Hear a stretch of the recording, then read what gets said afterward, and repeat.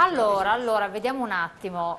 Presidente, ci racconti perché succede che in una famiglia, come raccontava peraltro la signora, che generosamente altro si rende disponibile in questo senso, vengono portati via i bambini, vengono dati in affido a terzi. Cioè, come avviene questo fenomeno? Come si capita in questa situazione? Situazioni gravissime, eccetera. Allora, si parte da una segnalazione, normalmente sono le scuole che denunciano ai servizi sociali la situazione dei familiari, magari di un alunno, di uno scolaro. Denunciano cosa? Denunciano che non ha i quaderni, che il ragazzo è poco attento a scuola, non riescono ad avere colloqui con i genitori perché sono sul disperato, perché cercano lavoro a destra e manca, e arriva la prima segnalazione. Questo è uno dei tanti casi, poi ce ne sono anche di altri tipi.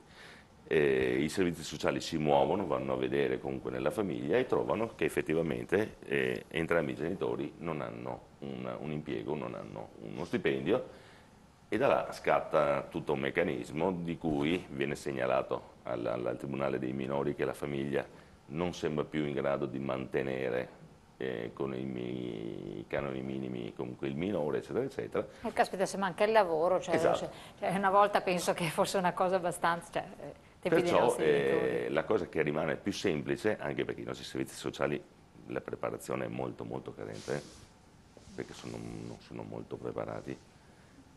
Dopo chiederò a voi Basti guardare anche psicologi, il caso professori. comunque di tempo fa, comunque in provincia di Padova, la situazione si è evoluta in maniera pessima, non c'era alcuna preparazione né da parte dei servizi sociali né da una polizia che dovrebbe avere un comparto comunque preparato anche a questi eventi. E comunque noi, per carità, noi guardiamo come Federazione, guardiamo il denaro dei contribuenti dove va a finire, però in questo caso abbiamo anche una certa sensibilità nel caso comunque del minore, perché vengono trattati come merce per fare business e non lo accettiamo più questo. Perciò presto partiremo con una serie di denunce, abbiamo già molto documenti in materiale comunque probatorio da poter fare delle segnalazioni specifiche in alcuni istituti di affidamento, chiedendo anche poi di andare a controllare anche tutte le altre che ci sono, perché non vorrei scoprire che come al solito in Italia un problema poi è diffuso e non sono sempre casi unici e isolati, anzi di solito questi casi qua di business in qualsiasi comparto andiamo a vedere non sono mai casi unici, ma se ne scopre uno che è la punta dell'iceberg e poi viene fuori tutto il resto. Mamma mia, chiedo una vostra testimonianza, cioè voi testimonianza potete?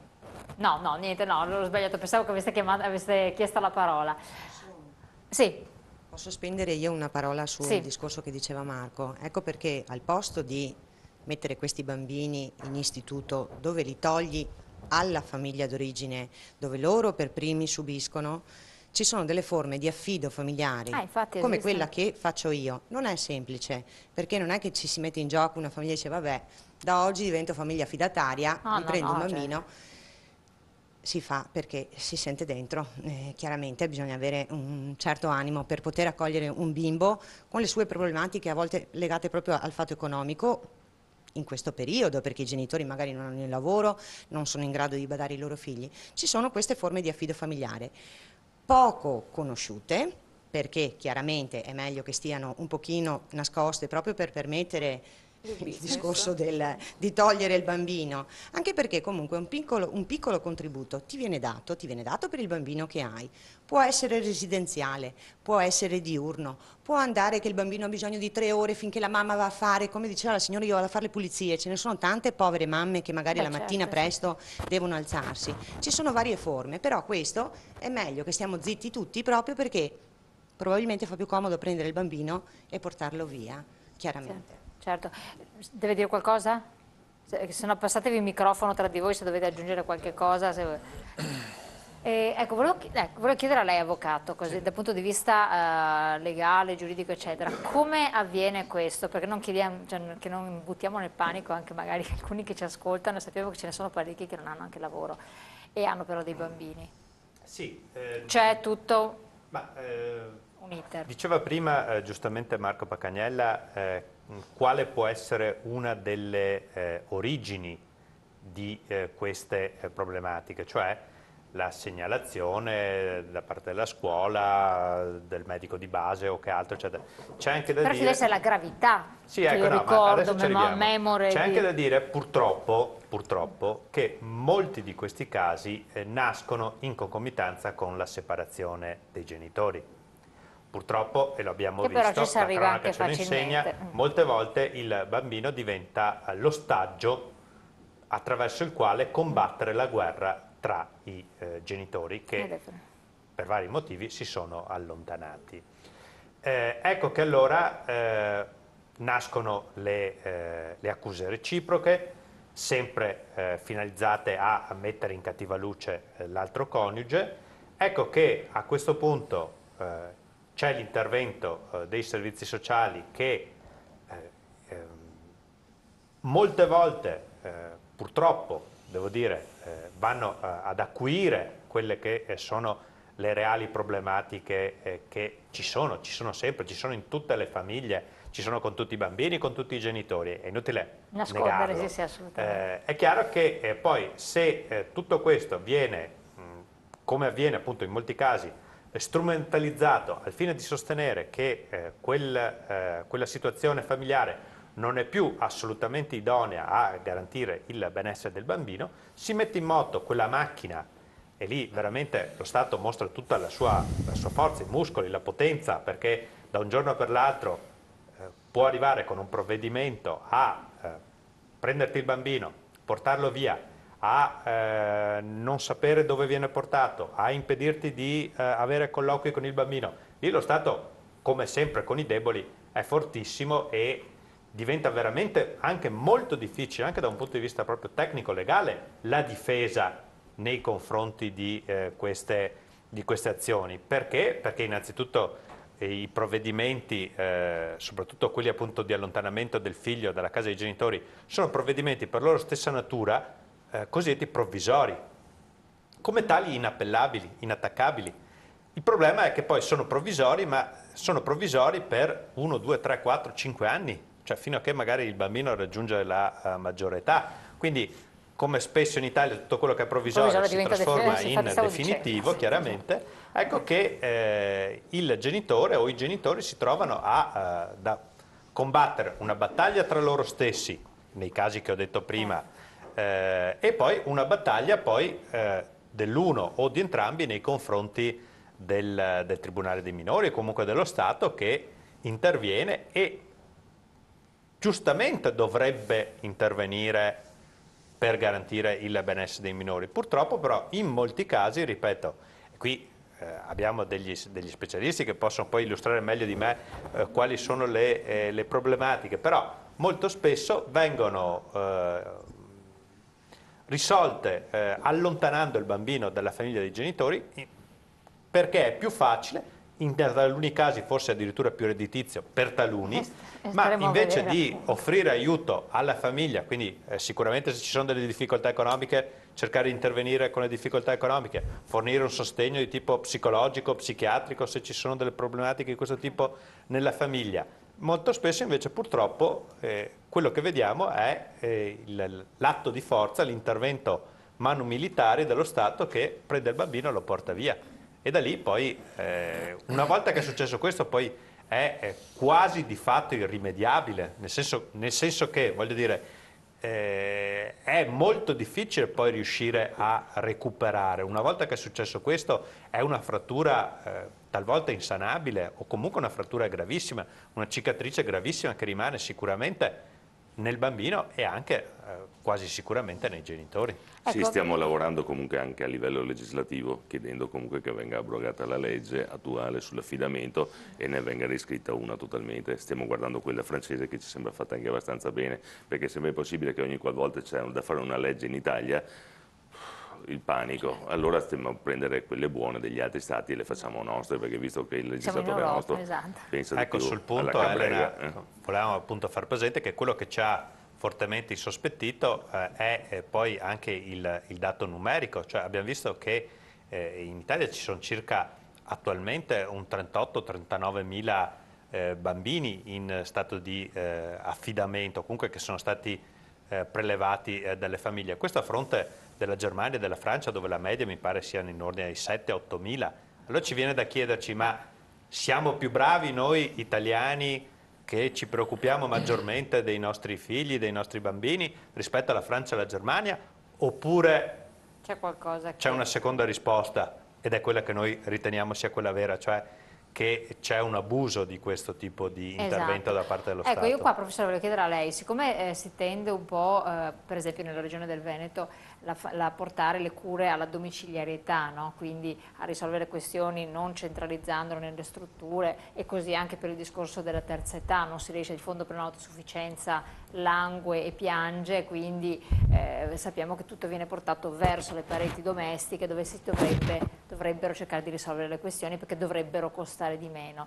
Poi di fatto siamo ancora agli antipodi, però non importa, non entriamo in questo. Non le sembra un controsenso che ci siano invece bambini che, anziché essere affidati a famiglie volenterose, e peraltro ce ne sono, perché famiglie che chiedono e che hanno questa disponibilità esistono, che pur di avere un piccolo o comunque anche un ragazzino a casa si renderebbero disponibili a questo tipo di passaggio importantissimo. Invece non avviene, quindi può anche avvallare tranquillamente i forti sospetti o magari comprovate certezze, adesso staremo a vedere, di cui parlava il Presidente, che si vogliono portare in questi istituti per tutto un tipo di speculazioni che poi nel nostro Paese è facile anche scoprire. Diciamo che sui bambini si sta giocando sporco, perché nelle separazioni diventano il modo per combattere contro l'altro Vabbè, ma genitore. questo ormai... Nelle realtà economiche diventano spesso anche in qualche maniera dei bancomat per istituzioni, ma anche per genitori separati. Qualche volta sono delle forme praticamente di carta di credito che io ho e che posso utilizzare alla mia maniera. Quello che viene a mancare è un po' l'attenzione al bambino vero, cioè, e comunque sono situazioni che dovrebbero andare a scadenza.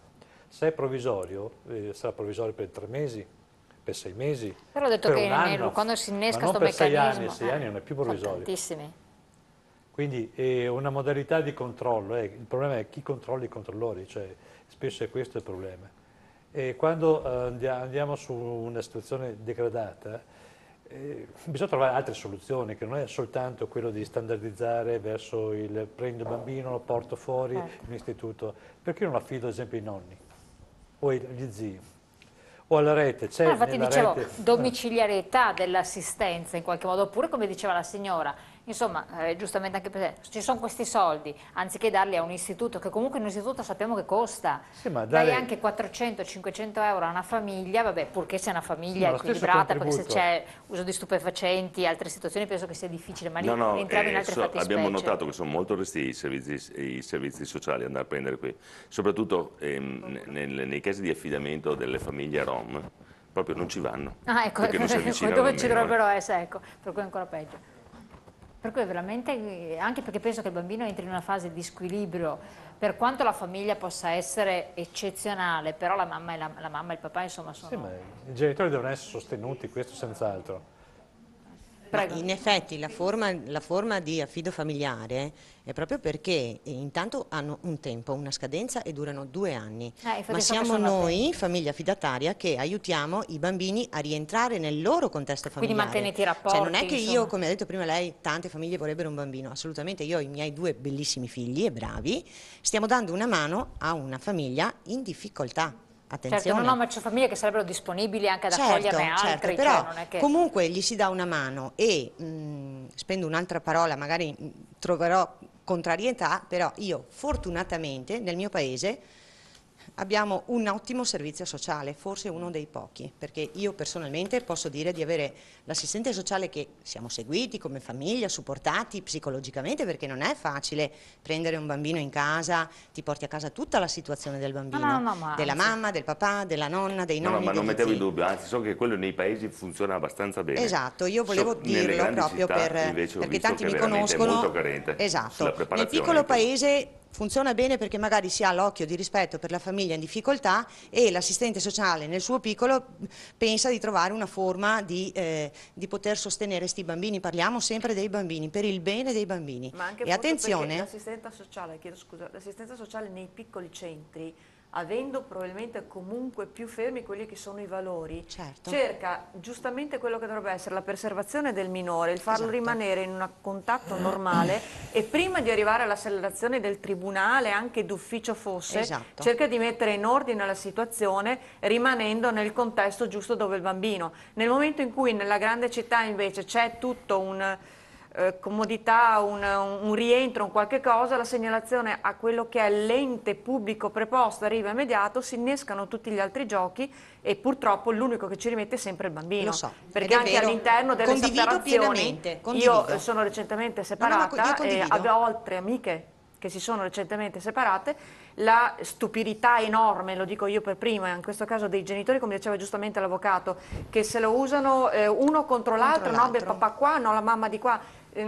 Prima ci sono i valori, mamma e papà sono mamma e papà, marito e moglie sono marito e moglie, queste sono anche parole di una mia amica, e rimangono tali, i problemi dovrebbero rimanere là e non portare il bambino al di fuori di quello che è la sua realtà, dove viene sicuramente rovinato a vita, viene anche segnato il genitore e tu me lo porti via per una questione palesemente economica, diciamocelo chiaramente, perché come ha detto il dottor Pagagnella, 430 euro contro 50 euro al giorno, signori, 50 euro al giorno per 30 giorni sono 1.500 euro al mese, ma ci mantengo una famiglia in maniera spettacolare, ma anche con 3 figli, non con uno. Quindi sarebbero tutti i valori, tutti i meccanismi completamente da rivedere sotto questo punto di vista. Come diceva il dottor Pacagnella, bisogna rivedere un attimo le leggi, cioè cercare un attimino di... Adesso la dottoressa Paola Tofano ti spiegherà invece che tipo di evento noi aderiamo e promuoveremo comunque assieme a loro, che ti piacerà di sicuro. Perfetto. A questo punto la parola alla dottoressa. Grazie, buonasera. Sì, io sono Paola Tofano. La mia presenza qui, grazie a Federcontribuenti, io organizzo eventi. Che cosa ho in comune? In comune ho che i miei eventi hanno tutti uno scopo benefico. Il 16 di maggio prossimo, venerdì, ci sarà un fiore all'occhiello, è un premio alle eccellenze venete dove verrà premiato Red Canzian e durante la cena di gala ci sarà appunto una lotteria benefica dove il ricavato andrà per mio figlio Onlus, che è un'associazione trevigiana per i bambini ospedalizzati e le loro famiglie. Ecco, io nel mio piccolo cerco di aiutare come posso queste realtà.